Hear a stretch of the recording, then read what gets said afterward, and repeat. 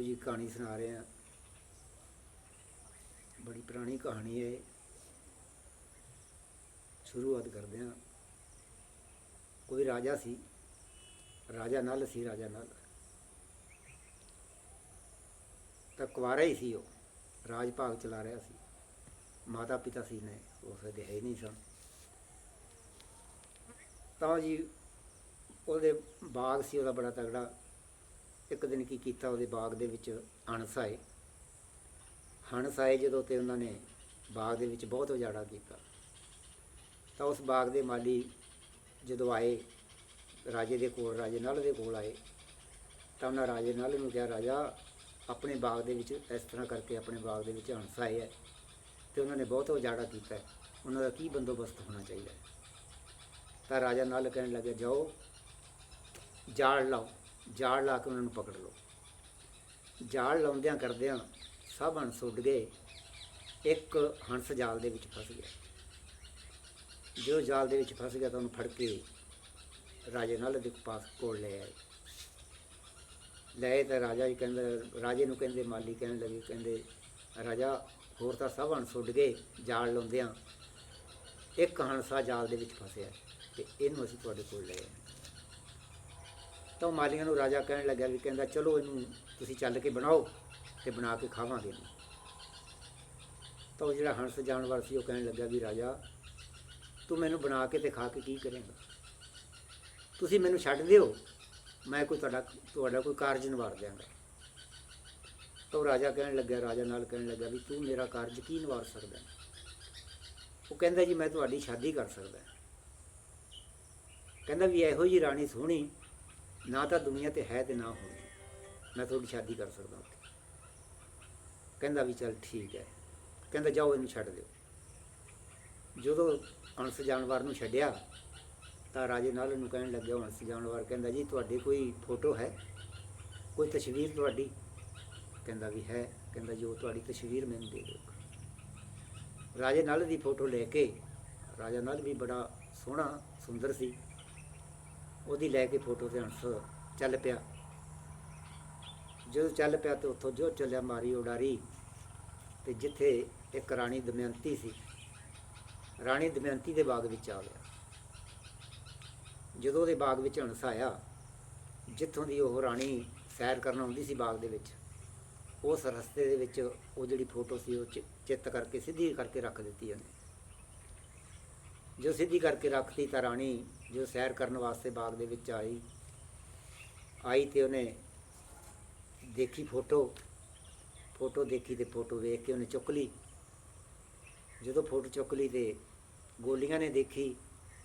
गोलियां कहने लग्या, राणी इस तरह लगता जिवें कोई राजा होवे ते तू जे वो भी राणी कुंवारी सी। तो वो कहने लगियां, गोलियां कहंदियां, राणी जे विआह करवावें तो इहदे नाल करवाई, नहीं तो करवाई ना। राणी दे दिल विच बैठ गई। कुछ दिन पांदियां करदियां तो उस लड़की ने की कीता, आपदे घर गई, आपदे पिता नूं कहा, पिता जी मैं शादी करवाउणा चाहुंदी हां। पहलां तो शादी कराई नहीं रही सी। कहंदी पिता जी मैं शादी करवाउणा चाहुंदी हां, मेरे वास्ते वर लभण दी कोई लोड़ नहीं, मैं आपदा वर लभ चुकी हां। कहंदा बेटी ठीक है। वो कहंदी भी जिन्ने राजे हैं, जिन्ने भी राजे ने सब नूं चिट्ठियां पा दे भी मेरी लड़की का स्वंबर है, स्वंबर ते सब ने आना। कहंदा भी ठीक है। उस राणी का मसला की सी कि सारे राजे इकट्ठे होणगे तो वह भी आएगा, राजा नल भी आएगा। हुण नां दा तो उसनूं की पता सी भी जो राजा नूं तां पता ही हुंदा है, हर एक राजधानी का जां राजां दा पता ही हुंदा है, तो भी उन्होंने भी चिट्ठी पाऊगा तो वह भी आएगा। तो उन्हें कहा भी राजे इकट्ठे होणगे, निगाह मारूंगी देखूँगी तो जो मैनू दिसिया हो तो मैं उहदे गल च हार पा दांगी तो मेरी शादी हो जाएगी। उस राजे ने की किया, लड़की के पिता ने, राणी दमयंती के पिता ने कीता, जिन्ने राजे सन सब नूं चिट्ठियां पा दित्तियां भी फलाने दिन नूं, फलाने वार नूं, फलानी तरीक नूं मेरी लड़की का स्वंबर है तो स्वंबर ते सब ने पहुँचना। इस तरह करके भी मेरी लड़की जो भी वो पसंद आएगा वो गल दे विच हार पाएगी ਤੇ ਉਹੀ ਉਹਦਾ ਪਤੀ ਹੋਏਗਾ। ਜਦੋਂ ਰਾਜੇ ਨੂੰ ਚਿੱਠੀਆਂ ਪਾਈਆਂ ਤਾਂ ਰਾਜਾ ਨੇ ਆਪਦੀਆਂ ਤਿਆਰੀਆਂ ਖਿੱਚੀਆਂ। ਜਦੋਂ ਤਿਆਰੀਆਂ ਖਿੱਚੀਆਂ ਤਾਂ ਇੱਕ ਰਾਜਾ ਸੀ ਕੋਈ, ਉਹਨੇ ਨਾਲ ਦੇਵਤੇ ਤਿਆਰ ਕਰ ਲਏ, ਦੋ ਦੇਵਤੇ ਤਿਆਰ ਕਰ ਲਏ। ਤਾਂ ਦੇਵਤਿਆਂ ਨੂੰ ਕਹਿਣ ਲੱਗਾ, ਉਹ ਕਹਿੰਦਾ ਮਹਾਰਾਜ ਜੇ ਤੂੰ ਇਸ ਤਰ੍ਹਾਂ ਕਰਕੇ ਲੜਕੀ ਦੇ ਸਵੰਬਰ 'ਤੇ ਜਾਣਾ ਆਪਾਂ, ਅਤੇ ਤੁਸੀਂ ਨਾਲ ਚੱਲੋ ਤਾਂ ਸ਼ਾਇਦ ਆਪਣਾ ਕੁਛ ਨਾ ਕੁਛ ਬਣ ਜੇ।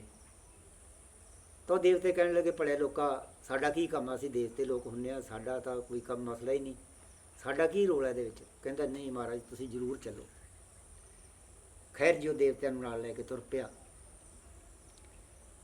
ਤਾਂ ਸਾਰੇ ਰਾਜਿਆਂ ਨੂੰ, ਰਾਜੇ ਨਲ ਨੂੰ ਵੀ ਚਿੱਠੀ ਚਲੀ ਗਈ। ਸਭ ਰਾਜੇ ਇਕੱਠੇ ਹੋਏ। ਜਦੋਂ ਇਕੱਠੇ ਹੋਏ ਰਾਜੇ ਸਾਰੇ, ਤਾਂ ਰਾਜਾ ਨਲ ਵੀ ਆ ਗਿਆ। ਸਾਰੇ ਰਾਜੇ ਗੱਦਿਆਂ ਦੇ ਉੱਤੇ ਬੈਠੇ, ਚੜ੍ਹਦੇ ਤੋਂ ਚੜ੍ਹਦਾ ਰਾਜਾ, ਸੋਹਣੇ ਤੋਂ ਸੋਹਣਾ। ਤੇ ਪਰ ਉਹ ਰਾਜੇ ਨਲ ਦੇ ਮੁਕਾਬਲੇ ਦੇ ਵਿੱਚ ਕੋਈ ਵੀ ਰਾਜਾ ਨਹੀਂ ਸੀਗਾ, ਉਨੀ ਸ਼ਕਲ ਕਿਸੇ 'ਤੇ ਵੀ ਹੈ ਨਹੀਂ ਸੀ। ਜਦੋਂ ਰਾਣੀ ਹਾਰ ਲੈ ਕੇ ਆਈ ਤਾਂ ਉਹ ਜਿਹੜੇ ਦੇਵਤੇ ਸੀ ਤੇ ਇੱਕੋ ਰਾਜਾ ਸੀ, ਉਹਨਾਂ ਨੂੰ ਪਤਾ ਲੱਗ ਗਿਆ ਕਿ ਸ਼ਾਦੀ ਹੋਏਗੀ ਤਾਂ ਰਾਜੇ ਨਲ ਨਾਲ ਹੋਏਗੀ। ਉਹਨਾਂ ਨੇ ਕੀਤਾ, ਭੇਸ ਬਦਲਿਆ, ਰਾਜੇ ਨਲ ਦੀ ਸ਼ਕਲ ਬਣਾ ਦਿੱਤੀ ਤਿੰਨਾਂ ਨੇ, ਤੇ ਰਾਜੇ ਨਲ ਦੇ ਬਰਾਬਰ ਬੈਠ ਗਏ। ਜਦੋਂ ਉਹਦੇ ਬਰਾਬਰ ਬੈਠ ਗਏ ਵੀ ਇਹ ਇਕੱਲਾ ਹੈ, ਅਸੀਂ ਤਿੰਨਾਂ ਕੁਛ ਉਸ ਪਾਸੇ ਬੈਠ ਗਏ, ਕੁਛ ਉਸ ਪਾਸੇ ਬੈਠ ਗਏ। ਤਾਂ ਜਦੋਂ ਰਾਣੀ ਹਾਰ ਲੈ ਕੇ ਆਈ ਤਾਂ ਦੇਖਿਆ, ਉਹ ਕਹਿੰਦੀ ਵੀ ਨਾ ਦੇਵਤੇ ਸੀ ਜਿਹੜੇ ਉਹਨਾਂ ਨੇ ਭੇਸ ਬਦਲ ਕੇ ਤੇ ਰਾਜੇ ਨਲ ਦੇ ਬਰਾਬਰ ਬੈਠ ਗਏ ਉਹ। ਤਾਂ ਜਦੋਂ ਰਾਣੀ ਆਈ ਤੇ ਦੇਖਿਆ ਉਹਨੇ, ਤਾਂ ਗੋਲੀਆਂ ਨੂੰ ਪੁੱਛਣ ਲੱਗੀ, ਵਿੱਚ ਗੋਲੀਆਂ ਬੜੀਆਂ ਸਿਆਣੀਆਂ ਸੀ ਕੋਈ ਵਿੱਚ, ਉਹਨਾਂ ਨੂੰ ਪੁੱਛਣ ਲੱਗੀ ਵੀ ਗੋਲੀਓ ਇਹ ਤਾਂ ਤਿੰਨ ਜਣੇ ਇੱਕੋ ਸ਼ਕਲ ਦੇ ਬੈਠੇ ਨੇ, ਮੈਂ ਕਿਹਦੇ ਗੱਲ ਦੇ ਵਿੱਚ ਹਾਰ ਪਾਵਾਂ, ਹੋ ਸਕੇ ਮੈਂ ਨਜਾਇਜ਼ ਗੱਲ ਕਿਸੇ ਦੇ ਗੱਲ ਦੇ ਵਿੱਚ ਹਾਰ ਪਾ ਦਿਆਂ। ਤਾਂ ਉਹ ਕਹਿਣ ਲੱਗੀ, ਗੋਲੀ ਕਹਿਣ ਲੱਗੀ ਵੀ ਇੱਕ ਪਰਖ ਹੈ, ਵੀ ਜਿਹੜਾ ਦੇਵਤਾ ਹੈ ਉਹ ਇੱਕ ਅੱਖ ਪਰਖਦਾ ਹੈ, ਫਰਕਦਾ ਹੈ। ਜਿਹੜਾ ਆਪਣਾ ਬੰਦਾ ਦੇਸੀ ਹੈ ਉਹ ਦੋਵੇਂ ਅੱਖਾਂ ਫਰਕਦਾ ਹੈ। ਜਿਹੜਾ ਦੇਵਤਾ ਹੋਊਗਾ ਉਹਦੀ ਛਾਂ ਛਾਂ ਹੈ ਨਹੀਂ, ਆਪਣੇ ਬੰਦੇ ਦੀ ਛਾਂ ਹੋਏਗੀ। ਚੰਗੀ ਤਰ੍ਹਾਂ ਪਰਖ ਕਰਕੇ ਗੱਲ ਦੇ ਵਿੱਚ ਹਾਰ ਪਾ ਦੇ। ਰਾਣੀ ਨੇ ਦੇਖਿਆ, ਚੰਗੀ ਤਰ੍ਹਾਂ ਦੇਖਿਆ, ਦੇਖ ਕੇ ਤੇ ਰਾਜੇ ਨਲ ਦੇ ਗਲ ਵਿੱਚ ਹਾਰ ਪਾ ਦਿੱਤਾ। ਜਦੋਂ ਹਾਰ ਪਾ ਦਿੱਤਾ ਤਾਂ ਰਾਜੇ ਹੱਕੇ ਪੱਕੇ ਰਹਿ ਗਏ, ਦੇਵਤੇ ਵੀ, ਤੇ ਆਪਦਾ ਵਾਪਸ ਜੋ ਖਾਣਾ ਪੀਣਾ ਖਾਧਾ ਪੀਤਾ ਉਹਨਾਂ ਨੇ, ਤੇ ਆਪਦਾ ਵਾਪਸ ਜਾਣਾ ਸ਼ੁਰੂ ਕਰ ਦਿੱਤਾ ਰਾਜਿਆਂ ਨੇ ਜਿੰਨੇ ਵੀ ਸੀ। ਤੇ ਉਹ ਵੀ ਆਪਦਾ ਰਾਣੀ ਦਮਯੰਤਾ ਨੂੰ ਲੈ ਕੇ ਤੇ ਉਹਨੂੰ ਵੀ ਆਪਦਾ ਜਾਣਾ ਸ਼ੁਰੂ ਹੋ ਗਿਆ। ਤਾਂ ਉਹ ਰਾਜਾ ਕਹਿਣ ਲੱਗਿਆ ਹੁਣ ਰਸਤੇ ਦੇ ਵਿੱਚ, ਕਹਿੰਦਾ ਦੇਵਤਿਆਂ ਨੂੰ, ਰਾਜਾ ਉਹ ਕਹਿੰਦਾ ਮਹਾਰਾਜ ਆਪਾਂ ਤਾਂ ਗਏ ਸੀ ਪਰ ਆਪਣੀ ਕੋਈ ਗੱਲ ਬਣੀ ਨਹੀਂ। ਤਾਂ ਉਹਨਾਂ ਨੂੰ ਕਲਯੁਗ ਟੱਕਰਦਾ ਹੈ ਉਸ ਰਾਜੇ ਨੂੰ। ਤਾਂ ਉਹ ਕਹਿੰਦਾ ਵੀ ਕੀ ਕਿਵੇਂ ਗੱਲ ਬਣੀ, ਕੀ ਹੋਇਆ, ਉਹ ਰਾਜੇ ਨੂੰ ਪੁੱਛਦਾ ਕਲਯੁਗ। ਉਹ ਕਹਿੰਦਾ ਵੀ ਅਸੀਂ ਤਾਂ ਇਸ ਤਰ੍ਹਾਂ ਗਏ ਸੀ ਤੇ ਹਾਰ ਤਾਂ ਉਹਨੇ ਰਾਣੀ ਨੇ ਰਾਜੇ ਨਲ ਦੇ ਗਲ ਵਿੱਚ ਪਾ ਦਿੱਤਾ ਤੇ ਸਾਡੀ ਤਾਂ ਬੇਇੱਜ਼ਤੀ ਹੋ ਗਈ। ਤਾਂ ਉਹ ਕਹਿੰਦਾ ਵੀ ਕਲਯੁਗ ਕਹਿੰਦਾ ਵੀ ਚੰਗਾ ਤੁਸੀਂ ਜਾਓ, ਇਸ ਗੱਲ ਦਾ ਨਤੀਜਾ ਮੈਂ ਲਾਂਗਾ। ਕਹਿੰਦਾ ਖੈਰ ਜੀ ਕਰਦਿਆਂ ਕਰਾਉਂਦਿਆਂ ਕੁਛ ਦਿਨ ਬੀਤੇ, ਇਹਨਾਂ 'ਤੇ ਵਕਤ ਪੈ ਗਿਆ ਤੇ ਇਹ ਜਿਹੜਾ ਕਲਯੁਗ ਸੀ ਰਾਜੇ ਨਲ ਦੇ ਭਰਾ ਕੋਲੇ ਚਲਾ ਗਿਆ, ਛੋਟੇ ਕੋਲ। ਕਹਿੰਦਾ ਵੀ ਅੱਧਾ ਰਾਜ ਭਾਗ ਤਾਂ ਤੇਰਾ ਵੀ ਹੈ, ਪਰ ਰਾਜਾ ਨਲ ਤੈਨੂੰ ਰਾਜ ਭਾਗ ਨਹੀਂ ਦਿੰਦਾ। ਉਹ ਕਹਿੰਦਾ ਵੀ ਕੀ ਕਾਰਨ? ਬਸ ਕਾਰਨ ਇਹੀ ਹੈ, ਕਹਿੰਦਾ ਵੀ ਤੈਨੂੰ ਰਾਜ ਭਾਗ ਦਿੰਦਾ ਨਹੀਂਗਾ। ਫਿਰ ਕਹਿੰਦਾ ਵੀ ਕੀ ਹੋਣਾ ਚਾਹੀਦਾ? ਕਹਿੰਦਾ ਵੀ ਤੂੰ ਉਹਦੇ ਨਾਲ ਜੂਆ ਖੇਡ, ਜੂਏ ਦੇ ਵਿੱਚ ਤੂੰ ਜੋ ਰਾਜ ਭਾਗ ਹੈ ਤੈਨੂੰ ਸਭ ਕੁਛ ਹਰਾ ਦੂਗਾ, ਸਭ ਕੁਛ ਹਰਾ ਦੂਗਾ, ਤੇ ਉਹ ਤੈਨੂੰ ਰਾਜ ਭਾਗ ਨਹੀਂ ਦਿੰਦਾ। ਤੇ ਉਹ ਕਹਿੰਦਾ ਜੇ ਮੈਂ ਹਾਰ ਗਿਆ ਫਿਰ? ਉਹ ਕਹਿੰਦਾ ਵੀ ਤੂੰ ਕਲਯੁਗ ਕਹਿੰਦਾ ਵੀ ਤੂੰ ਹਾਰੇਂਗਾ ਨਹੀਂ, ਉਸ ਵਕਤ ਮੈਂ ਤੇਰੇ ਕੋਲ ਬੈਠਾ ਹੂੰਗਾ ਪਰ ਤੁਹਾਨੂੰ ਦਿਸਣਾ ਨਹੀਂ, ਤੁਹਾਨੂੰ ਨਹੀਂ ਦਿਸੂਗਾ। ਕਹਿੰਦਾ ਮੈਂ ਤੇਰੇ ਕੋਲ ਬੈਠਾ ਹੂੰਗਾ, ਤੇਰੀ ਜਿੱਤ ਕਰਾਵਾਂਗਾ ਤੇ ਉਹਦੀ ਹਾਰ ਕਰਾਊਂਗਾ। ਕਹਿੰਦਾ ਵੀ ਠੀਕ ਹੈ। ਇੱਕ ਦਿਨ ਉਹਦਾ ਭਰਾ ਗਿਆ ਛੋਟਾ, ਤਾਂ ਰਾਜੇ ਨਲ ਨੂੰ ਕਹਿਣ ਲੱਗਾ ਵੀ ਆ ਜਾ ਭਰਾਵਾ ਜੂਆ ਖੇਡੀਏ, ਭਾਈ ਸਾਹਿਬ ਜੂਆ ਖੇਡੀਏ ਆਪਾਂ। ਖਿਡਾਰੀ ਤਾਂ ਉਹ ਵੀ ਬੜਾ ਸੀ। ਜਦੋਂ ਖੇਡਣ ਲੱਗ ਪਏ ਤਾਂ ਉਹਨਾਂ ਕਹਿੰਦਾ ਵੀ ਉਹਨੂੰ ਕਹਿੰਦਾ ਵੀ ਸ਼ਰਤ, ਉਹਨੇ ਦੱਸਿਆ ਸੀ ਵੀ ਸ਼ਰਤ ਕਰ ਲਈ ਉਹਦੇ ਨਾਲ ਵੀ ਜਾਂ ਤਾਂ ਜੰਗਲਾਂ ਨੂੰ ਤੁਰ ਜਾਣਾ ਜੇ ਹਾਰ ਗਿਆ, ਤੇ ਜਾਂ ਸਿਰ ਕਟਾ ਦੇਣਾ। ਤਾਂ ਉਹਨੇ ਜਦੋਂ ਇੰਨੀ ਗੱਲ ਆਖੀ ਤਾਂ ਰਾਜਾ ਕਹਿਣ ਲੱਗਿਆ ਵੀ ਚਲੋ ਮੈਨੂੰ ਮਨਜ਼ੂਰ ਹੈ, ਸਿਰ ਸਿਰ ਦੀ ਸ਼ਰਤ ਲਾ ਲਈ ਜਾਂ ਜੰਗਲਾਂ ਦੀ ਵੀ ਜੰਗਲਾਂ ਨੂੰ ਤੁਰ ਜੂਆਂ। ਜਦੋਂ ਜੂਆ ਖੇਡਣ ਲੱਗ ਪਏ ਤਾਂ ਰਾਜਾ ਨਾਲ ਜਿਉਂ ਹਾਰਨ ਲੱਗਿਆ, ਜਿਉਂ ਹਰਾਉਣ ਲੱਗਿਆ, ਜਿਉਂ ਹਾਰਨ ਲੱਗਿਆ, ਜੋ ਰਾਜ ਭਾਗ ਸਭ ਹਰਾ ਦਿੱਤਾ ਉਸਨੇ। ਉਹਦੇ ਭਾਈ ਨੇ ਜਿੱਤ ਲਿਆ। ਤਾਂ ਅਖੀਰ ਤੇ ਉਹਨੂੰ ਕਹਿਣ ਲੱਗਿਆ, ਉਹਦਾ ਭਾਈ ਕਹਿਣ ਲੱਗਾ ਗੱਲ ਕਰ, ਤੂੰ ਭਾਈ ਸਾਹਿਬ ਸਿਰ ਕਟਾਉਣਾ ਜਾਂ ਜੰਗਲਾਂ ਨੂੰ ਜਾਣਾ? ਉਹ ਕਹਿਣ ਲੱਗਿਆ ਵੀ ਸਿਰ ਤਾਂ ਨਹੀਂ ਕਟਾਉਂਦੇ ਤੇ ਜੰਗਲਾਂ ਨੂੰ ਤੁਰ ਜਾਂਦੇ। ਜਦੋਂ ਜੰਗਲਾਂ ਨੂੰ ਤੁਰਨ ਲੱਗਿਆ ਅਗਲਿਆਂ ਨੇ ਮਾਰ ਕੇ ਧੱਕੇ ਰਾਣੀ ਨੂੰ ਵੀ ਕੱਢਤਾ ਵੀ ਜਦੋਂ ਇਹ ਜਾ ਰਿਹਾ ਤੇਰਾ ਇੱਥੇ ਕੀ ਹੈ, ਰਾਜ ਭਾਗ ਤਾਂ ਸਾਡਾ ਹੋ ਗਿਆ ਤੇ ਤੂੰ ਵੀ ਚੱਲ। ਜਦੋਂ ਕਹਿੰਦੇ ਵੀ ਰਾਜੇ ਮਹਾਰਾਜ ਤੇ ਵੀ ਮੁਸੀਬਤਾਂ ਪੈ ਜਾਂਦੀਆਂ, ਜਦੋਂ ਧੱਕੇ ਮਾਰ ਕੇ ਕੱਢਤਾ ਤੇ ਹੁਣ ਜੰਗਲਾਂ ਨੂੰ ਤੁਰ ਪਏ। ਤੁਰੇ ਜਾਂਦੇ ਹੈ, ਤੁਰੇ ਜਾਂਦੇ ਤਾਂ ਅੱਗੇ ਕੀ ਦੇਖਦੇ ਹੈ, ਉਹ ਜਿਹੜਾ ਕਲਯੁਗ ਸੀ ਉਹ ਅੱਗੇ ਨਾ ਉਹਨਾਂ ਦੇ ਅੱਗੇ ਤਿੱਤਰ ਬਣ ਕੇ ਰੁੜਨ ਲੱਗ ਪੈਂਦਾ। ਰੁੜਿਆ ਜਾਂਦਾ ਤਾਂ ਭੁੱਖ ਤਾਂ ਉਹਨਾਂ ਨੂੰ ਲੱਗੀ ਹੁੰਦੀ ਹੈ ਬਹੁਤ ਜ਼ਿਆਦਾ, ਕਿਤੇ ਖਾਣ ਪੀਣ ਦਾ ਕੋਈ ਉਹਨਾਂ ਕੋਲ ਪ੍ਰਬੰਧ ਨਹੀਂ ਹੁੰਦਾ ਕੁਛ। ਤਾਂ ਉਹ ਕਹਿੰਦਾ ਰਾਣੀ ਮੈਨੂੰ ਤੇਰੇ ਸਿਰੋਂ ਤਲਾ ਲੀੜਾ ਦੇਵੇਂ ਤਾਂ 2 ਤਿੱਤਰ ਫੜ ਲਈਏ ਆਪਾਂ, ਕਿਤੇ ਇਹੀ ਭੁੰਨ ਕੇ ਖਾ ਲਾਂਗੇ। ਉਹ ਕਹਿੰਦੀ ਵੀ ਠੀਕ ਹੈ। ਉਹਨੇ ਕੱਪੜਾ ਸਿੱਟਿਆ ਤਿੱਤਰਾਂ ਦੇ ਉੱਤੇ, ਸੀ ਤਾਂ ਕਲਯੁਗ, ਤਾਂ ਉਹਨੇ 2 ਤਿੱਤਰ ਫੜ ਲਏ, ਤਿੱਤਰ ਭੁੰਨ ਲਏ। ਜਦੋਂ ਭੁੰਨ ਕੇ ਤੇ ਜਾ ਕੇ ਕਹਿੰਦਾ ਚੱਲ ਰਾਣੀ ਕਿਤੇ ਹੱਥ ਮੂੰਹ ਧੋ ਕੇ ਕਿਸੇ ਨਦੀ ਦੇ ਕਿਨਾਰੇ ਚੱਲ ਕੇ ਖਾਵਾਂਗੇ। ਤਾਂ ਜਦੋਂ ਤੁਰੇ ਤਾਂ ਅੱਗੇ ਇੱਕ ਨਦੀ ਆਈ, ਉੱਥੇ ਹੱਥ ਮੂੰਹ ਧੋਤਾ, ਧੋ ਕੇ ਤੇ ਜਦੋਂ ਉਹ ਰੱਖ ਕੇ ਤਿੱਤਰ ਹੱਥ ਮੂੰਹ ਧੋਣ ਲੱਗੇ ਤਾਂ ਪੁੱਜੇ ਭਜਾਏ ਉੱਡ ਗਏ। ਪੁੱਜੇ ਭਜਾਏ ਉੱਡ ਗਏ ਜਿੱਥੋਂ ਆ ਕਾਲੇ ਤਿੱਤਰ ਬਣੇ ਆ ਜਿਹੜੇ ਕਹਿੰਦੇ ਭਗਵਾਨ ਤੇਰੀ ਕੁਦਰਤ। ਇਹ ਕਹਿੰਦੇ ਤਿੱਤਰ ਉਦੋਂ ਇਹ ਪੁੱਜੇ ਭਜਾਏ ਉੱਡੇ ਹੋਏ ਆ। ਜਦੋਂ ਤਿੱਤਰ ਉੱਡ ਗਏ ਹੱਥ ਮੂੰਹ ਧੋ ਕੇ ਦੇਖਿਆ ਤਾਂ ਉੱਥੇ ਕੁਛ ਵੀ ਨਾ, ਕੁਛ ਵੀ ਨਾ। ਤਾਂ ਕਹਿਣ ਲੱਗੀ, ਉਹ ਕਹਿੰਦਾ ਰਾਣੀ ਤਿੱਤਰ ਤਾਂ ਹੈ ਹੀ ਨਹੀਂ, ਕੋਈ ਜਾਨਵਰ ਖਾ ਗਿਆ ਕਿ ਪਤਾ ਨਹੀਂ ਕਿਵੇਂ। ਹੱਥ ਮੂੰਹ ਧੋਤਾ ਤਾਂ ਚਲੋ ਅੱਗੇ ਚੱਲ ਪਏ। ਭੁੱਖ ਬੜੀ ਲੱਗੀ ਉਹਨਾਂ ਨੂੰ, ਚਲੋ ਚੱਲ ਤੁਰੇ ਜਾਂਦੇ ਆ, ਤੁਰੇ ਜਾਂਦੇ ਆ, ਤੁਰੇ ਜਾਂਦੇ ਆ। ਅੱਗੇ ਇੱਕ ਨਦੀ ਹੋਰ ਆਈ ਤਾਂ ਉੱਥੇ ਰਾਣੀ ਕਹਿਣ ਲੱਗੀ ਰਾਜਾ ਮੈਂ ਤਾਂ ਇਸ਼ਨਾਨ ਕਰਨਾ ਹੈ। ਉਹਦੇ ਇੱਕ ਗਲ ਦੇ ਵਿੱਚ ਹਾਰ ਸੀ ਰਾਣੀ ਦੇ। ਉਹ ਕਹਿੰਦੀ ਵੀ ਚੱਲ ਆਪਾਂ ਹੋਰ ਤਾਂ ਆਪਣੇ ਪਾਸ ਕੁਛ ਹੈ ਹੀ ਨਹੀਂ ਕੋਲ, ਤੇ ਆਪਾਂ ਹਾਰ ਕਿਤੇ ਵੇਚ ਕੇ ਤੇ ਚਲੋ ਆਪਦਾ ਕੋਈ ਖਾਣ ਪੀਣ ਦਾ ਪ੍ਰਬੰਧ ਕਰ ਲਾਂਗੇ। ਤਾਂ ਉਹਨੇ ਜਦੋਂ ਇਸ਼ਨਾਨ ਕਰਨ ਲੱਗੀ ਤੇ ਇੱਕ ਦਰਖਤ ਦਾ ਖੁੰਘ ਸੀਗਾ, ਉਹ ਲਾਹ ਕੇ ਗਲ ਦੇ ਵਿੱਚ ਤੋਂ ਖੁੰਘ ਦੇ ਨਾਲ ਟੰਗ ਦਿੱਤਾ ਤੇ ਇਸ਼ਨਾਨ ਕਰਨ ਲੱਗ ਪਈ। ਰਾਜਾ ਇੱਕ ਪਾਸੇ ਹੋਇਆ ਤਾਂ ਜਦੋਂ ਇਸ਼ਨਾਨ ਕਰਕੇ ਬਾਹਰ ਨਿਕਲੀ, ਲੀੜਾ ਕੱਪੜਾ ਪਾਇਆ, ਪਹਿਨ ਲਿਆ, ਤਾਂ ਜਦੋਂ ਦੇਖਿਆ ਤਾਂ ਉਹ ਜਿਹੜਾ ਸੀਗਾ ਹਾਰ, ਉਹ ਹਾਰ ਹੀ ਖਤਮ ਹੋ ਗਿਆ। ਉਹ ਕਲਯੁਗ ਨੇ ਉਹ ਵੀ ਜ਼ਬਤ ਕਰ ਲਿਆ ਵੀ ਕਿਤੇ ਇਹ ਕੁਛ ਖਾ ਪੀ ਨਾ ਲੈਣ। ਲੋ ਜੀ, ਕਰਦਿਆਂ ਕਰਾਉਂਦਿਆਂ ਉਸੇ ਤਰ੍ਹਾਂ ਤੁਰ ਪਏ। ਤੁਰੇ ਜਾਂਦੇ ਆ ਰਾਜਾ ਬੜਾ ਦੁਖੀ ਹੋ ਗਿਆ ਵੀ ਕਹਿੰਦਾ ਇੱਕ ਤਾਂ ਮੈਨੂੰ ਆਪ ਦੀ ਚਿੰਤਾ, ਇੱਕ ਮੈਨੂੰ ਰਾਣੀ ਦੀ ਚਿੰਤਾ, ਤੇ ਬੜੀ ਮੁਸੀਬਤ। ਤੇ ਰਾਜੇ ਦੇ ਦਿਲ ਦੇ ਵਿੱਚ ਇੱਕ ਬੇਈਮਾਨੀ ਹੋਈ। ਰਾਜਾ ਬੇਈਮਾਨ ਹੋਇਆ ਹੋਵੇ ਨਾ ਤਾਂ ਮੈਂ ਕਿਸੇ ਤਰ੍ਹਾਂ ਰਾਣੀ ਨੂੰ ਇੱਥੋਂ ਛੱਡ ਦਿਆਂ, ਵੀ ਰਾਣੀ ਨੂੰ ਛੱਡ ਕੇ ਮੈਂ ਆਪ ਰਵਾਨਾ ਕਿਸੇ ਪਾਸੇ ਹੋ ਜਾ। ਉਹਨੇ ਕੀਤਾ ਜੀ, ਇੱਕ ਜੰਗਲ ਦੇ ਵਿੱਚ ਰਾਤ ਪਈ ਤੇ ਜਦੋਂ ਅੱਧੀ ਰਾਤ ਦਾ ਵਿਖਾ ਹੋਇਆ ਤਾਂ ਰਾਣੀ ਸੁੱਤੀ ਪਈ ਨੂੰ ਛੱਡ ਕੇ ਤੇ ਆਪ ਰਵਾਨਾ ਹੋ ਗਿਆ। ਜਦੋਂ ਰਵਾਨਾ ਹੋ ਗਿਆ ਤੜਕੇ ਦਿਨ ਦਾ ਚੜ੍ਹਾਅ ਹੋਇਆ ਤਾਂ ਜੰਗਲ ਦੇ ਜਾਨਵਰ ਬੋਲੇ ਤਾਂ ਰਾਣੀ ਦੀ ਜਾਗ ਖੁੱਲ੍ਹੀ। ਤਾਂ ਰਾਣੀ ਨੇ ਆਵਾਜ਼ਾਂ ਮਾਰੀਆਂ, ਆਸੇ ਪਾਸੇ ਦੇਖਿਆ ਤਾਂ ਕੋਈ ਨਾ ਉਹਨੂੰ ਨਜ਼ਰ ਆਇਆ, ਨਾ ਕੋਈ ਬੋਲਿਆ। ਰੋਂਦੀ ਕਰਲਾਉਂਦੀ ਤੇ ਇਸੇ ਤਰ੍ਹਾਂ ਤੁਰ ਪਈ ਤੁਰੀ ਜਾਂਦੀ ਹੈ, ਵਾਲ ਖੁੱਲ੍ਹੇ, ਬੈਂਕੇ ਦਿਹਾੜੇ, ਬੁਰੇ ਹਾਲ। ਤਾਂ ਤੁਰੀ ਜਾਂਦੀ ਹੈ ਤਾਂ ਅੱਗੇ ਇੱਕ ਰਸਤੇ ਦੇ ਵਿੱਚ ਬੜਾ ਭਾਰੀ ਸੱਪ ਹੈ। ਤੇ ਉਹਨੇ ਕੀ ਕੀਤਾ ਜੀ, ਉਹ ਹੁਣ ਸੱਪ ਨੂੰ ਦੇਖ ਕੇ ਡਰਦੀ ਉੱਥੇ ਹੀ ਖੜ ਗਈ। ਨਾ ਤਾਂ ਉਹ ਗਾਂਹ ਤੇ ਨਾ ਪਿਛਾਂ, ਨਾ ਤਾਂ ਸੱਪ ਪਾਸੇ ਹੁੰਦਾ ਤੇ ਨਾ ਉਹ ਅੱਗੇ ਤੁਰਦੀ ਹੈ ਕਿਸੇ ਪਾਸੇ।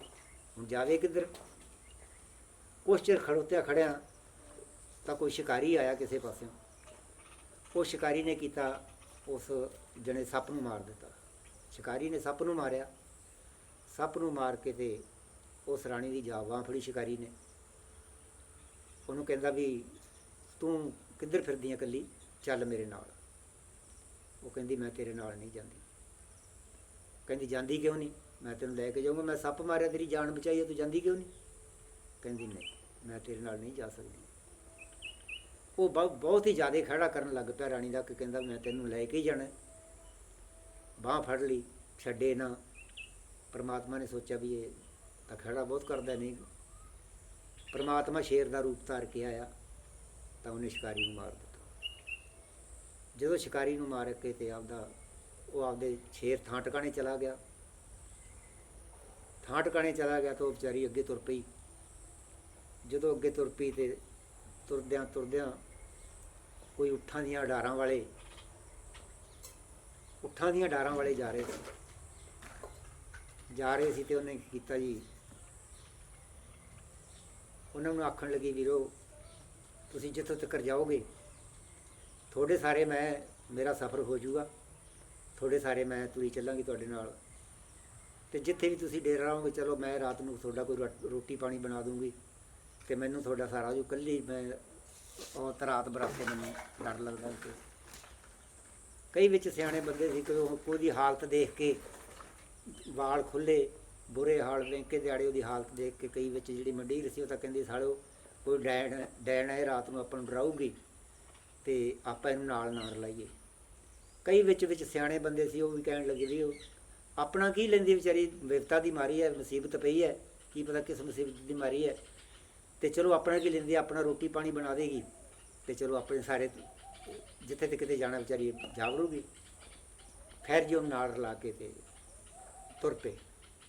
ਤੁਰੇ ਜਾਂਦੇ ਆ ਤਾਂ ਅੱਗੇ ਇੱਕ ਪਿੰਡ ਦੇ ਵਿੱਚ ਰਾਤ ਪਈ। ਵਿੱਚ ਕੁਛ ਬਲਦ ਵੀ ਸੀ, ਵਿੱਚ ਊਠ ਵੀ ਸੀਗੇ।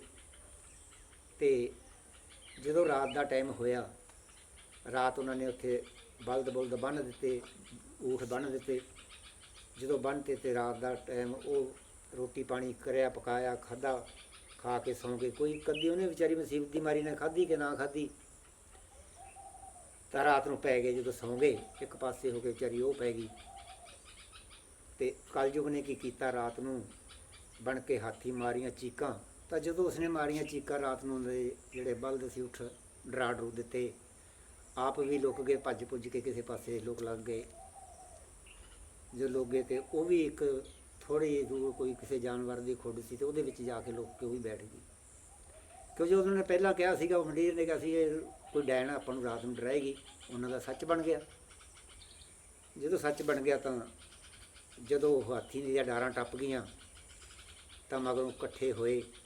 ਉਹਨਾਂ ਨੇ ਪੜਤਾਲ ਕਰੀ, ਬਲਦ ਬੁਲਦ ਆਪਦੇ ਜੋ ਊਠ ਸੀ ਇਕੱਠੇ ਕਰਕੇ ਤਾਂ ਕਹਿਣ ਲੱਗੇ ਵੀ ਚਲੋ, ਉਹ ਜਿਹੜੇ ਮੰਡੀਰ ਸੀ ਕਹਿਣ ਲੱਗੀ ਵੀ ਤੁਹਾਨੂੰ ਕੀ ਕਿਹਾ ਸੀ ਵੀ ਇਹ ਕੋਈ ਡੈਣ ਆਪਾਂ ਨੂੰ ਰਾਤ ਨੂੰ ਡਰਾਏਗੀ। ਤਾਂ ਉਹਨਾਂ ਨੇ ਕੀ ਕੀਤਾ, ਕਹਿਣ ਲੱਗੇ ਵੀ ਚਲੋ ਉਹਨੂੰ ਭਾਲੋ ਹੁਣ ਚੱਲ ਕੇ ਅਤੇ ਉਹਨੂੰ ਮਾਰਾਂਗੇ ਆਪਾਂ। ਉਹਨਾਂ ਨੇ ਪੈੜ ਪੂੜ ਦੇਖ ਕੇ ਖੁੱਡ ਦੇ ਵਿੱਚ ਕੋਈ ਸੋਟੀਆਂ ਦੀਆਂ ਹੱਜਾਂ ਮਾਰੀਆਂ, ਕੋਈ ਵਿਚਾਰੀ ਦੇ ਵੱਜੀ, ਕੋਈ ਨਾ ਵੱਜੀ।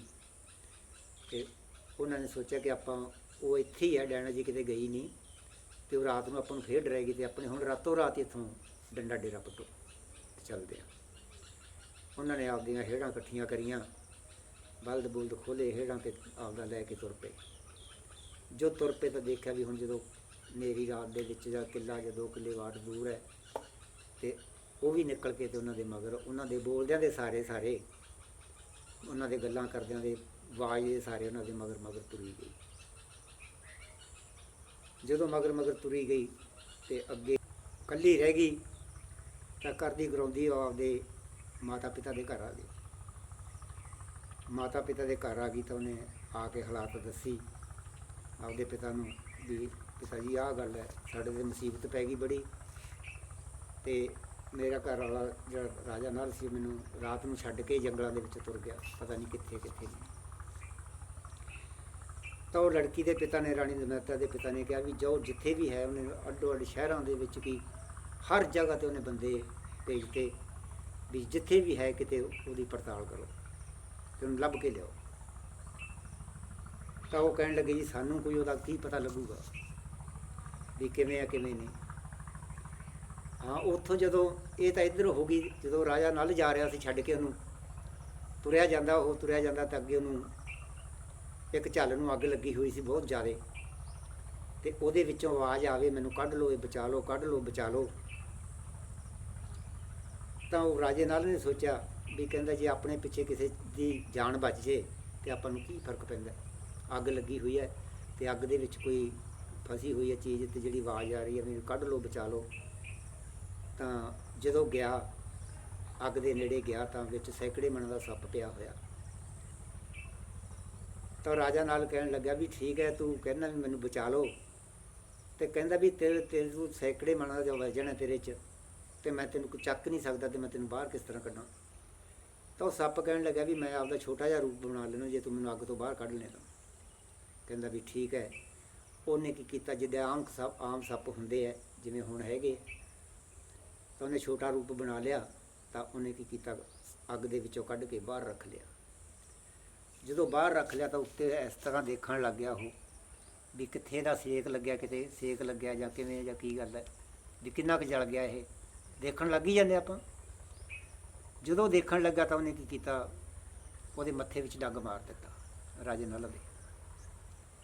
ਕਹਿੰਦਾ ਵੀ ਮੈਂ ਤੇਰਾ ਫਾਇਦਾ ਕੀਤਾ, ਤੂੰ ਮੇਰਾ ਚੰਗਾ ਫਾਇਦਾ ਕੀਤਾ, ਤੇ ਤੂੰ ਤਾਂ ਮੇਰੀ ਡੰਗ ਹੀ ਮਾਰ ਦਿੱਤਾ। ਕਹਿੰਦਾ ਡੰਗ ਤੇਰੇ ਫਾਇਦੇ ਵਾਸਤੇ ਮਾਰਿਆ, ਤੇਰੇ ਭਲੇ ਵਾਸਤੇ ਮਾਰਿਆ, ਤੇਰਾ ਕੋਈ ਤੈਨੂੰ ਜ਼ਹਿਰ ਨਹੀਂ ਚੜ੍ਹਦਾ, ਕੁਛ ਨਹੀਂ ਹੁੰਦਾ। ਤਾਂ ਰਾਜੇ ਨਲ ਦਾ ਰੰਗ ਕਾਲਾ ਹੋ ਗਿਆ।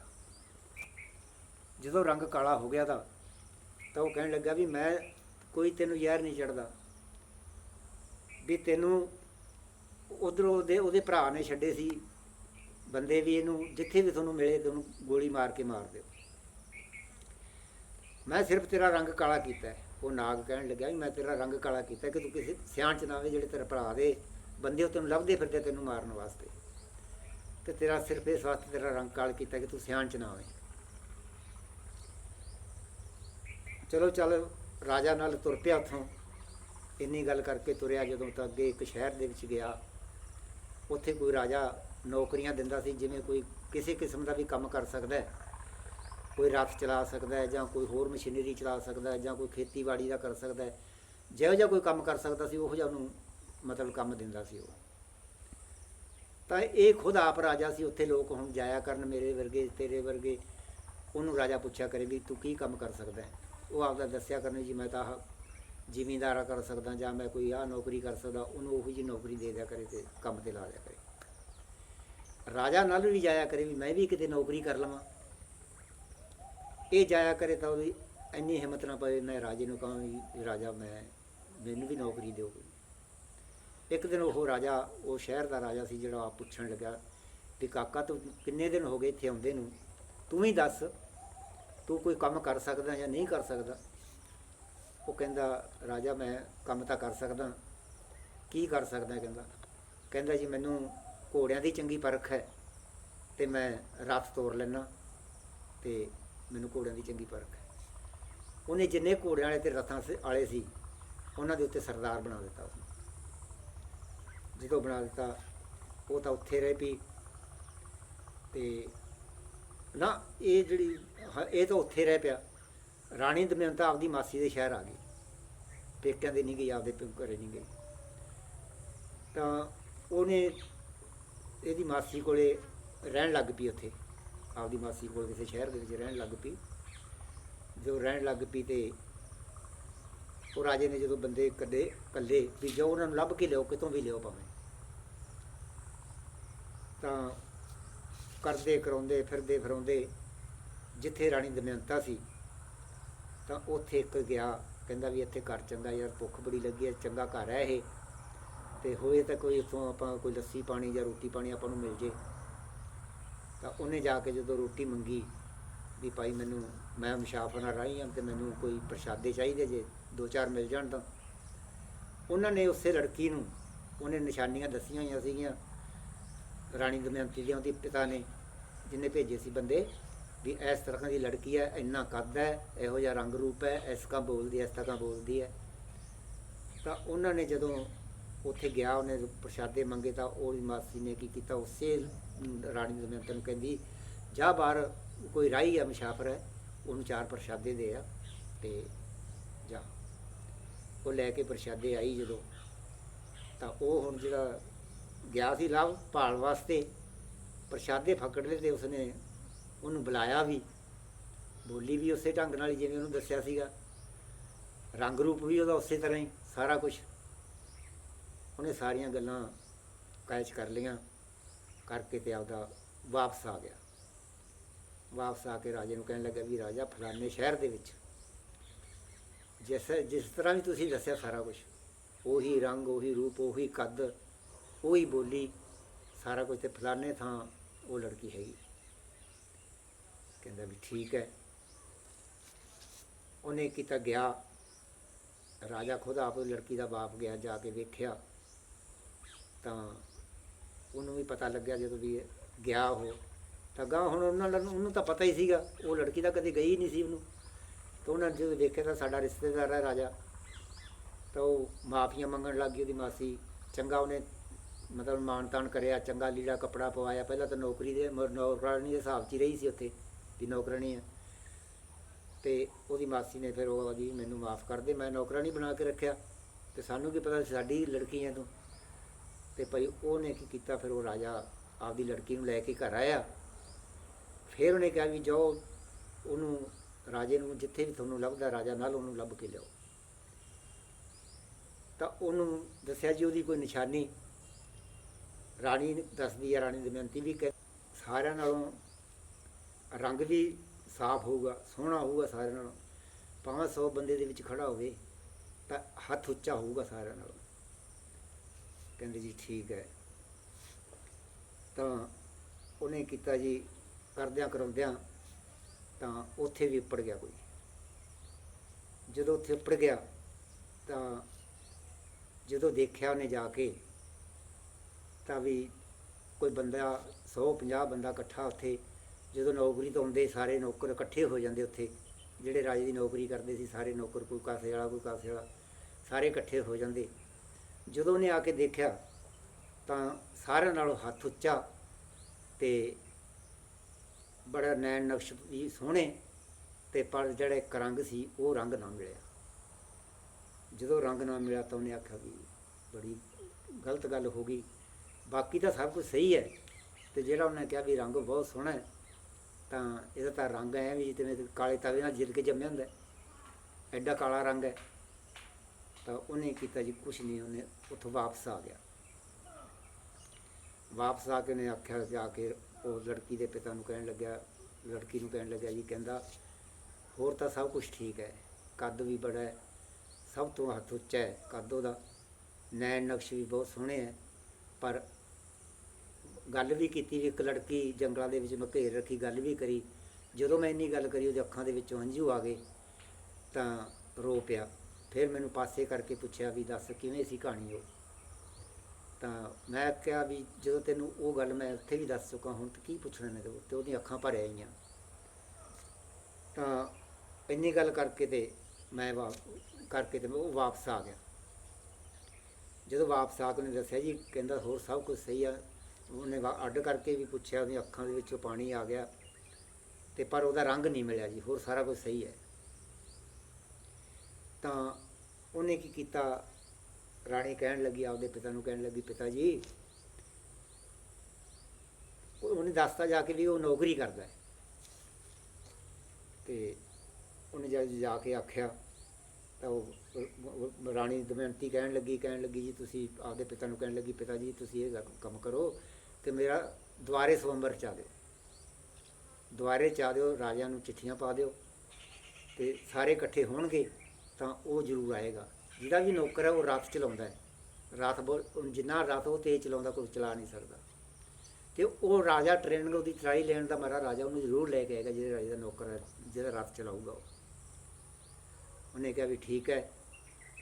ਉਸ ਰਾਜੇ ਦੇ ਲੜਕੀ ਦੇ ਪਿਤਾ ਨੇ ਚਿੱਠੀਆਂ ਪਾਤੀਆਂ ਵੀ ਲੜਕੀ ਦਾ ਸਵੰਬਰ ਹੈ ਅਤੇ ਤੁਸੀਂ ਸਵੰਬਰ 'ਤੇ ਆਉਣਾ ਹੈ। ਰਾਜੇ ਇਕੱਠੇ ਹੋਣ ਲੱਗ ਗਏ। ਜਿਹੜੇ ਰਾਜੇ ਦੀ ਉਹਨੇ ਨੌਕਰੀ ਕੀਤੀ ਸੀਗੀ ਉਹਨੂੰ ਵੀ ਚਿੱਠੀ ਪਹੁੰਚ ਗਈ। ਉਹਨੇ ਸ਼ਾਮ ਨੂੰ ਉਸੇ ਨੂੰ ਜਾ ਆਖਿਆ ਰਾਜੇ ਨਾਲ ਨੂੰ, ਨੌਕਰ ਨੂੰ, ਵੀ ਭਾਈ ਸਾਹਿਬ ਆਪਾਂ ਚੱਲਣਾ ਤੜਕੇ, ਸਾਰੇ ਰਾਜਿਆਂ ਤੋਂ ਪਹਿਲਾਂ ਜਾਣਾ, ਆਪਾਂ ਸਭ ਰਾਜਿਆਂ ਤੋਂ ਪਹਿਲਾਂ ਪਹੁੰਚਣਾ, ਅਤੇ ਤੂੰ ਘੋੜੇ ਕਾੜੇ ਬਾਈ ਆਪਦੇ ਛਾਂਟ ਲੈ ਅਤੇ ਸਭ ਤੋਂ ਪਹਿਲਾਂ ਚੱਲਣਾ। ਠੀਕ ਹੈ ਜੀ। ਉਹਨੇ ਘੋੜੇ ਛਾਂਟੇ, ਘੋੜੇ ਛਾਂਟ ਕੇ ਦਿਨ ਚੜ੍ਹਿਆ, ਰਾਤ ਰੋਜ਼ ਪੁੰਜਿਆ, ਤੜਕੇ ਜਦੋਂ ਰਾਜਾ ਉੱਠਿਆ ਤਾਂ ਕੱਪੜਾ ਮਾਰੀ ਜਾਵੇ। ਕਹਿੰਦਾ ਜੇ ਤੂੰ ਹਜੇ ਕੱਪੜਾ ਮਾਰੀ ਜਾਣਾ, ਘੋੜੇ ਨਹੀਂ ਛਾਂਟੇ, ਇਹ ਨਹੀਂ ਕੀਤਾ, ਰਾਜੇ ਨੇ ਪੁੰਜਾ ਉਹ ਨਹੀਂ ਕਰਿਆ। ਕਹਿੰਦਾ ਜੀ ਸਭ ਤਿਆਰ ਹੈ। ਤਾਂ ਰਾਜਾ ਤਿਆਰ ਹੋ ਕੇ ਰਥ ਦੇ ਵਿੱਚ ਬੈਠ ਗਿਆ। ਜਦੋਂ ਬੈਠ ਗਿਆ ਤਾਂ ਰਥ ਛੇੜਿਆ, ਉਹਨੇ ਤੋਰਿਆ ਰਥ। ਜਦੋਂ ਰਥ ਤੋਰਦਾ ਸੀ ਤਾਂ ਰਥ ਦੇ ਪਹੀਆਂ ਦੀ 12-12 ਕੋਹ ਤੱਕ ਗੂੰਜ ਜਾਂਦੀ ਸੀ, ਇੰਨਾ ਤੇਜ਼ ਰਥ ਤੋਰਦਾ ਸੀ। ਚਲਦਿਆਂ ਚਲਦਿਆਂ ਜਿਹੜਾ ਰਾਜਾ ਉੱਤੇ ਬੈਠਾ ਹੋਇਆ ਸੀਗਾ, ਉਹਦੇ ਹੱਥ ਦੇ ਵਿੱਚੋਂ ਰੁਮਾਲ ਛੁੱਟਿਆ। ਤਾਂ ਉਹਨੇ ਰੁਮਾਲ ਡਿੱਗਣ ਸਾਰ ਉਹਨੇ ਕਿਹਾ, ਕਹਿੰਦਾ ਰੋਕ। ਕਹਿੰਦਾ ਜੀ ਕੀ ਗੱਲ? ਕਹਿੰਦਾ ਮੇਰਾ ਰੁਮਾਲ ਡਿੱਗ ਪਿਆ। ਕਹਿੰਦਾ ਜੀ ਕਦੋਂ? ਕਹਿੰਦਾ ਜੀ ਹੁਣੇ ਡਿੱਗਿਆ। ਕਹਿੰਦਾ ਇੱਥੇ ਥੱਲੇ ਪਿਆ ਹੋਣਾ, ਇੱਥੇ ਕਿਤੇ। ਰਾਜੇ ਨੂੰ ਐ ਨਾ ਪਤਾ ਲੱਗਿਆ ਇੰਨਾ ਤੇਜ਼ ਚਲੇ ਰਥ ਤੁਰਦਾ ਹੈ ਕਿ ਜਾਂ ਖੜਾ ਹੈ, ਇੰਨਾ ਤੇਜ਼ ਰਥ। ਉਹ ਕਹਿੰਦਾ ਜੀ ਤੁਹਾਡੇ ਦਾ ਹੱਥ ਦੇ ਵਿੱਚੋਂ ਰੁਮਾਲ ਹੁਣ ਡਿੱਗਿਆ ਤਾਂ ਤੁਹਾਡਾ ਰੁਮਾਲ ਪੂਰਾ 500 ਕੋ ਵਾਟ ਰਹਿ ਗਿਆ। ਕਹਿੰਦਾ ਯਾਰ ਕਮਾਲ ਹੈ, ਇੰਨਾ ਤਾਂ ਹੋ ਹੀ ਨਹੀਂ ਸਕਦਾ। ਕਹਿੰਦਾ ਮੈਂ ਡਿੱਗਣ ਸਾਰ ਤਾਂ ਮੈਂ ਕਹਿਤਾ ਰੋਕ ਰਥ। ਜਦੋਂ ਰਥ ਵਾਪਸ ਮੋੜਿਆ ਤਾਂ ਪੂਰੇ 500 ਕੋ ਵਾਟ ਤੋਂ ਜਾ ਕੇ ਰੁਮਾਲ ਮਿਲਿਆ। ਰਾਜਾ ਹੈਰਾਨ ਪਰੇਸ਼ਾਨ ਰਹਿ ਗਿਆ। ਕਹਿੰਦਾ ਵੀ ਇੰਨਾ ਰਥ ਤੇਜ਼ ਤਾਂ ਕੋਈ ਤੋਰ ਹੀ ਨਹੀਂ ਸਕਦਾ ਤੇ ਨਾ। ਖੈਰ ਜੀ ਸਭ ਰਾਜੇ ਦੁਆਰਾ ਆ ਕੇ ਇਕੱਠੇ ਹੋ ਗਏ। ਜਦੋਂ ਇਕੱਠੇ ਹੋ ਗਏ ਤਾਂ ਰਾਜਾ ਨਲ ਵੀ ਚਲਾ ਗਿਆ ਜਾ ਕੇ। ਤੇ ਉਹ ਸੱਪ ਨੇ ਉਸ ਨੂੰ ਕੰਜ ਦਿੱਤੀ ਹੋਈ ਸੀ ਆਪਦੀ, ਵੀ ਕਹਿੰਦਾ ਜੇ ਤੂੰ ਉਹੋ ਜਿਹਾ ਆਪਦਾ ਰੰਗ ਕਰਨਾ ਹੋਵੇ ਨਾ ਤਾਂ ਆਹ ਕੰਜ, ਆਹ ਪਾਠ ਪੜ੍ਹ ਕੇ ਤੇ ਆਪਦੇ ਸਰੀਰ ਦੇ ਉੱਤੋਂ ਦੀ ਆਹ ਕੰਜ ਫੇਰਨੀ ਤੇ ਤੇਰਾ ਰੰਗ ਉਦੋਂ ਵੀ ਦੁੱਗਣਾ ਸਵਾਇਆ ਹੋ ਜਾਊਗਾ। ਜਦੋਂ ਰਾਜਿਆਂ ਦੇ ਵਿੱਚ ਜਾ ਕੇ ਰਾਜਾ ਨਲ ਬੈਠਾ ਤਾਂ ਰਾਜੇ ਵੇਖ ਵੇਖ ਕੇ ਮੁਸ਼ਕੜੀਆਂ ਹੱਸਣ। ਯਾਰ ਸੋਹਣੇ ਤੋਂ ਸੋਹਣਾ ਰਾਜਾ, ਹੁਣ ਉਹ ਇੱਕ ਕਾਲਾ ਧੂਸ ਸੱਪ ਨੇ ਰੰਗ ਕਾਲਾ ਕਰਿਆ ਹੋਇਆ ਸੀ ਉਹਦਾ, ਤਾਂ ਹੱਸਣ।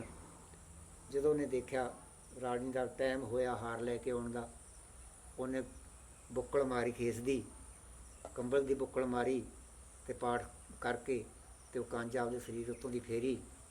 ਤਾਂ ਜਦੋਂ ਲਾਇਆ ਉੱਤੋਂ ਝਗਮਗ ਝਰਮਲ ਹੋਣ ਲੱਗ ਗਈ, ਰੰਗ ਆ ਗਿਆ ਰਾਜੇ ਤੇ ਉਸ ਤੇ ਰਾਜੇ ਨਾਲ ਦੇ ਦੁਆਰੇ। ਤਾਂ ਜਦੋਂ ਹਾਰ ਲੈ ਕੇ ਆਈ ਰਾਣੀ ਤੇ ਲਿਆ ਕੇ ਗਲ ਦੇ ਵਿੱਚ ਹਾਰ ਪਾ ਦਿੱਤਾ। ਦੁਬਾਰੇ ਉਹਨੇ ਹਾਰ ਪਾਇਆ, ਫਿਰ ਆਪਦੇ ਭਾਈ ਨਾਲ ਤੋਂ ਉਹਨੇ ਆਪਦਾ ਰਾਜ ਭਾਗ ਲਿਆ ਦੁਬਾਰੇ। ਠੀਕ ਹੈ ਜੀ। ਤੇ ਰਾਜ ਭਾਗ ਲਿਆ ਤੇ ਕਲਯੁਗ ਨੂੰ ਕਹਿਣ ਲੱਗਾ ਵੀ 12 ਸਾਲ ਮੇਰੇ ਮਗਰ ਲੱਗਿਆ ਰਿਹਾ ਤੂੰ, ਇੱਦੋਂ ਕਿ ਕਿਸੇ ਦੇ ਮਗਰ 12 ਘੜੀਆਂ ਵੀ ਨਾ ਲੱਗੀ। ਤੇ ਇੰਨੀ ਮੇਰੀ ਕਹਾਣੀ ਹੈ।